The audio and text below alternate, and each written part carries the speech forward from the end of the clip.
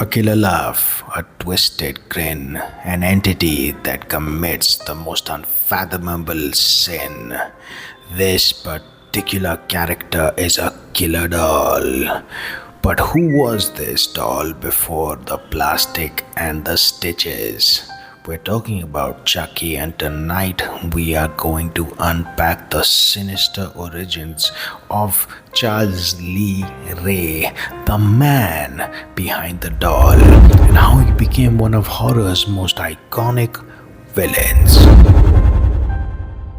Before the iconic characters we all know as Chucky, there was this particular man, Charles Lee Ray.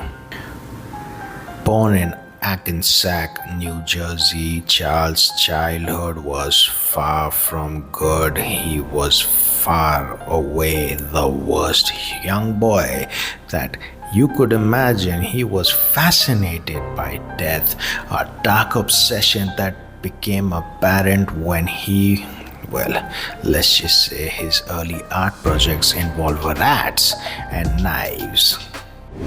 Coming to his adulthood, Charles became the notorious Lake Shore Strangler, a serial killer whose career left the police baffled and they were absolutely rattled. But Charles wasn't just your ordinary murderer. He didn't do just what murderers would do. He had a secret weapon, a fascination with voodoo. After being cornered in Chicago toy store in 1988 by the police, Charles wanted a new lease on life and used his last moments to transfer his soul into a good guy doll using a hidden voodoo spell that would prove absolutely tragically tricky. Absolutely tragically tricky for a lot of people. The chant Abe Du Dambala, give me the power I beg of you, marked the birth of Chucky. And this was a move that proved to be absolutely tragic and absolutely a horror scenario for a lot of people in a lot of ways, and it proved for more problematic and horror days for generations to come, as Chucky became more than just a doll. He was a vessel for Charles' twisted mind, continuing his killing spree in most unexpected and horrifying ways. What made Chucky so unique was his mix of brutal violence and dark humor that was absolutely horrible. He delivered a gruesome death and followed it up with a one-liner that would send chills down your spine.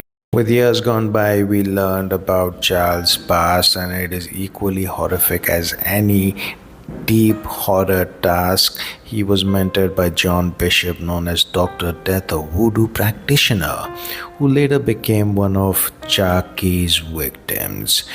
Equally twisted was his romantic life, with Tiffany Valentine, his partner in crime, and later doll herself, joined him in his murderous escapades, creating a duo that was absolutely terrifying. When we're viewing the story, when we're viewing the franchise, we always wonder, would this get better? And sometimes we get so tragically or so horrified that we might think it's never, because Charles Lee Ray was never satisfied by being or with being a doll forever, because much of Child's Play franchise revolves around his attempt to transfer his soul into a human body, and that's what we are always told in these stories.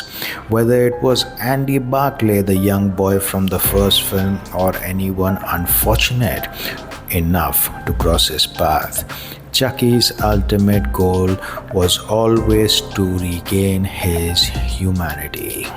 As time went by, Chucky's story expanded, delving into his childhood, his relationships, and even his legacy.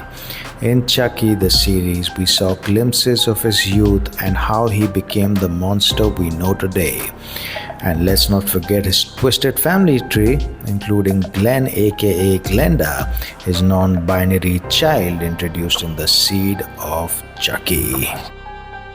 So, this was a short video delving into the backstory of Charles Lee Ray, who later turned into Chucky.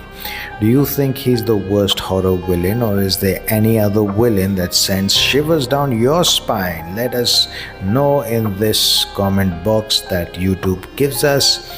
Don't forget to like, share, and subscribe as it helps this small channel to grow.